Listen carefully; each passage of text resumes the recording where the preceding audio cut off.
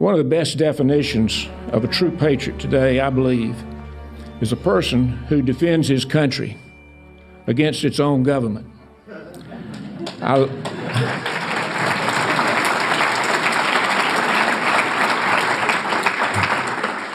love my country. It's the government that worries me. One of the best ways to defend our country against our government is through the search for historical truth, especially as it relates to war. This is the theme of my book, A Century of War, wherein I state, quote, "We must learn to avoid war and develop a general will to peace. I believe the key to this development is to learn the truth about the real causes and effects of wars so that we can see through the false propaganda which is used by political leaders to convince us to go to war. It has been the wars of the 20th century which have been the primary destroyers of individual freedom, even for the winners of those wars. As Ludwig von Mises stated in his book, Socialism, war is harmful not only to the conquered, but to the conqueror. Society has arisen out of the works of peace. The essence of society is peacemaking. Peace and not war is the father of all things. Only economic action has created wealth around us. Labor, not the profession of arms, brings happiness. Peace builds, war destroys," end quote.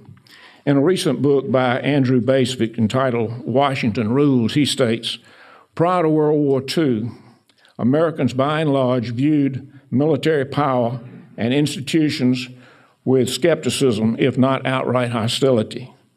In the wake of World War II, that changed. An affinity for military might emerged as central to the American identity," end quote. His book is a history of the huge shift in public opinion, which tried to avoid wars into acceptance of permanent war with the war on terror. The event of 9/11 was the perfect storm for the destruction of American freedom because we are now at war permanently with terrorism, and there's no way to tell when the war is over or who could sign a peace treaty for the terrorist. One of the benefits of the government in war is that it gives complete control over the people and their property, and dissent is stifled. There's a great book out now entitled, It's Dangerous to Be Right When Your Government is Wrong. Maybe some of you have seen that book. It takes a courageous person, a courageous patriot, to stand up to his own government and say that war is wrong. But it needs to be done to protect freedom. You can be accused of being disloyal, even if you question wars that have been over for some time, like World War I or World War II. One of the best books of this year is entitled Mary's Mosaic by Peter Janney. It not only is a courageous book, but it's a personal challenge to Janney because he exposes his own father, who was a high-level CIA executive, at least of being in the know about the murder by the CIA of an American citizen here in America who happened to be a family friend. I'll talk more about the book later, but I want to give you his quotation in the book about patriotism. Quote, "Patriotism, real patriotism, has a most important venue, and it is not always about putting on a uniform to fight some senseless, insane war. There is a higher loyalty than real patriotism demands and encompasses, and that is loyalty to the pursuit of truth, no matter how painful or how uncomfortable the journey," end quote. Revisionism about war is a search for historical truth to bring history into accord with the facts, with the purpose of trying to promote peace and to prevent war. This is a very large subject, so I want to confine my remarks to only two specific aspects of revisionism on war. First, we need a new paradigm for political labels, which needs to include the fact that the political philosophy of fascism is a political philosophy of the left and not the right. Collectivism includes communism, socialism, and fascism. Confucius is reported to have said that you can lose your liberty by corruption of language and the meaning of words. I think this needs to be a revision of the political labels left and right, and conservative and liberal, because they've become rather meaningless in the description of the political ideas that are current today. As you know, the terms left and right as political labels arose out of the French Revolution and where certain parties were seated in the assembly based upon the ideas that were pertinent to the French Revolution. I would suggest a new designation of something like at the top end of the spectrum, the words individual freedom or simply individualism, and at the bottom end of the spectrum, the word collectivism. Then you can place the ideas in a value system as they relate more to one than to the other. One specific reason I think this is important is because of the word fascism has been designated as a political system on the extreme right, and also on the right have placed conservatism and libertarianism. Communism and socialism are placed on the left. I believe this is particularly important because I think that the so-called progressive movement in America, which began with the Spanish-American War and met the peak of its influence through the reforms of 1913 and the World War I, is in reality fascism. I think that fascism should be lumped together with communism and socialism and described by the phrase collectivism. There are many writers who agree that Franklin Roosevelt's New Deal was fascism, and I think that the 20th century America has evolved into a political fascist system of war and welfare. Benito Mussolini was the founder of European fascism in Milan in 1919. He came to power in 1922 in Italy. He remained in total control for 21 years. I quote him in my book, A Century of War, for a statement that he made in 1927 as follows, quote, "Fascism believes neither in the possibility nor the utility of perpetual peace. War alone brings up to its highest tension all human energy and puts a stamp of nobility upon the people who have the courage to meet it. It may be expected that this will be the century of authority, a century of the left, a century of fascism.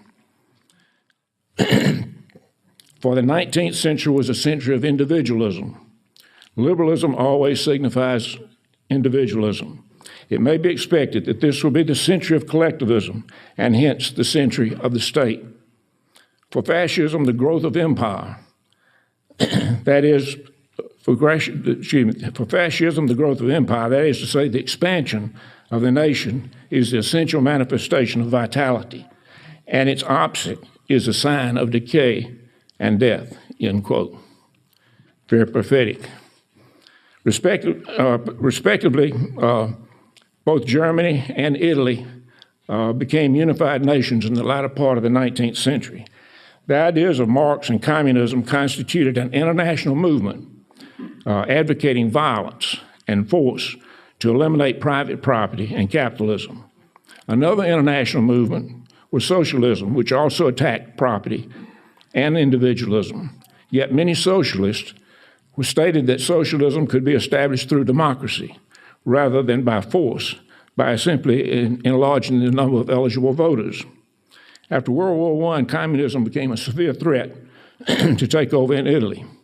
Mussolini was a dedicated socialist and a journalist, and he supported fascism as a national movement rather than an international movement to fight international communism.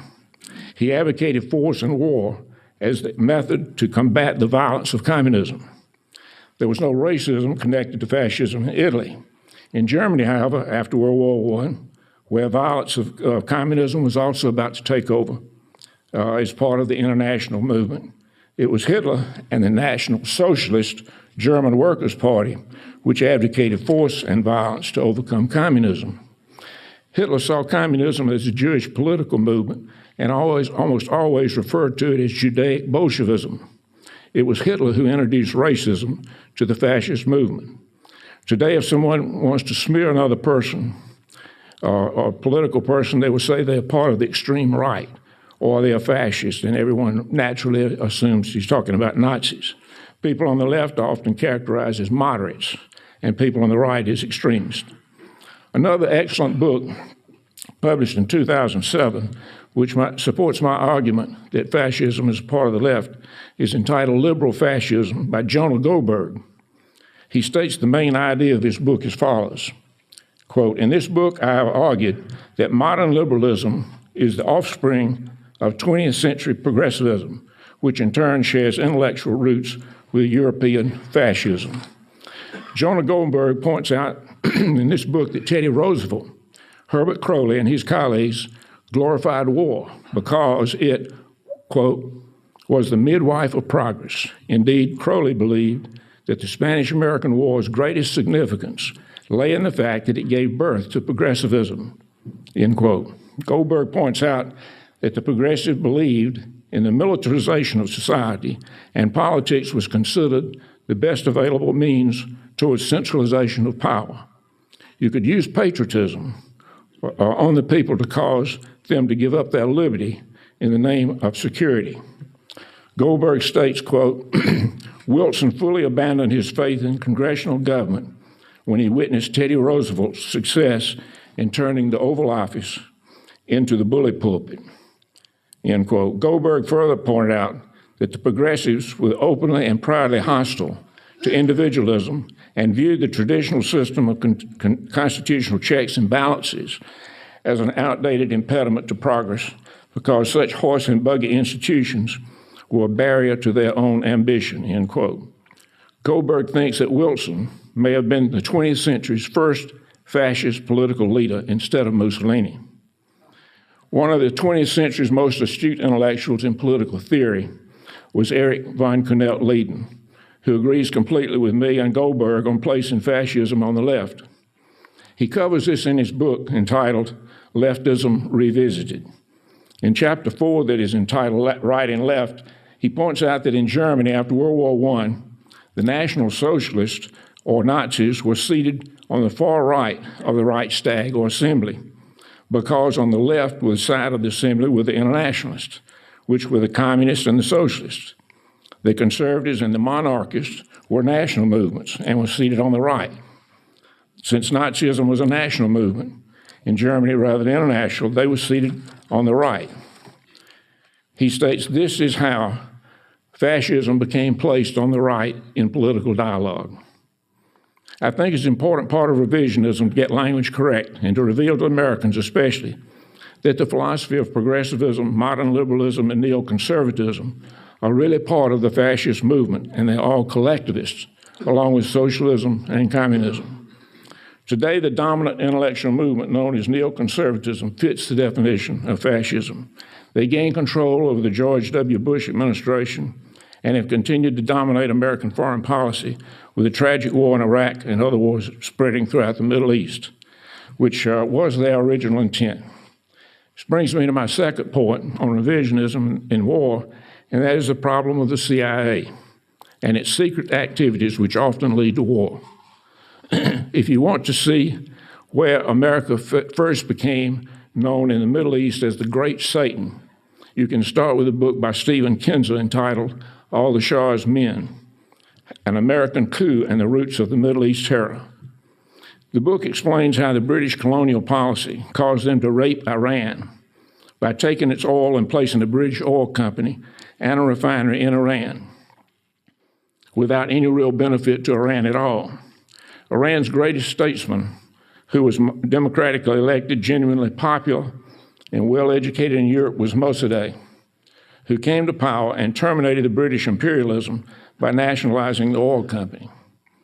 Churchill and the British appealed to President Truman to use the American CIA to overthrow Mossadegh, but Truman refused on the grounds that the CIA was simply an information-gathering agency and not an agency used to overthrow governments.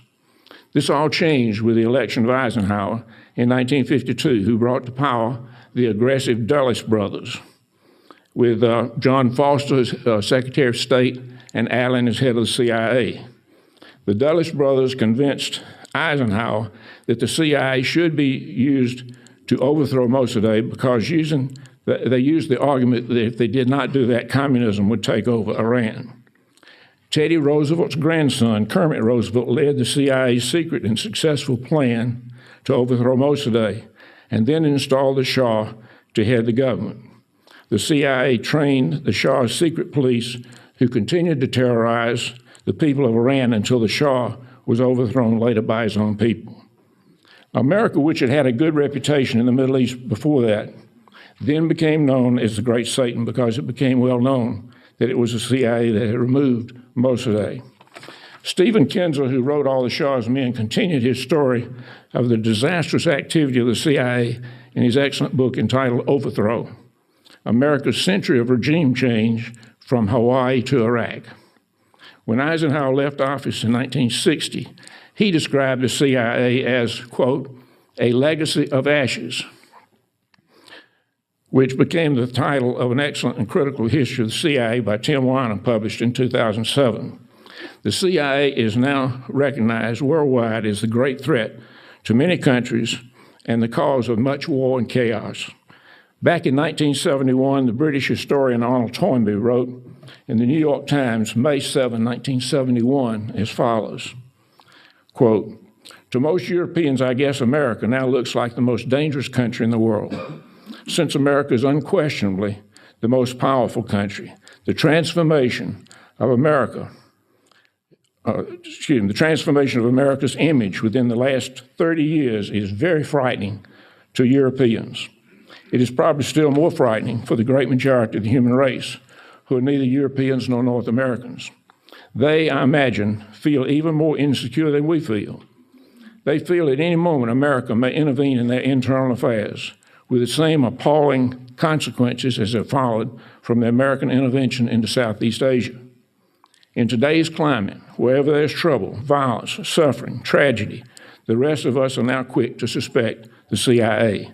In fact, the roles of the United States and Russia have been reversed in the eyes of much of the world. Today, America has become the nightmare, end quote. Of course, this was written long before the Mideast wars and all the involvement of the CIA there in the Iraq War. I do not think that timing is merely a coincidence that 1 month after the assassination of President John Kennedy, former President Harry Truman, who had created the CIA in 1947, wrote an editorial in the Washington Post dated December 22, 1963, entitled, U.S. Should Hold CIA to Intelligence. It states this, there's something about the way the CIA has been functioning that is casting a shadow over our historic position, and I feel we need to correct it. For some time, I've been disturbed by the way the CIA has been diverted from its original assignment. It has become an operational and at times a policy-making arm of the government. Listen to this next sentence and see what event you think he's referring to. This has led to trouble and may have compounded our difficulties in several explosive areas 4 months after Kennedy's assassination. Therefore, I would like to see the CIA be restored to its original assignment as an intelligence arm of the president and whatever else it can properly do in that capacity, and that its operational duties be terminated or properly used elsewhere.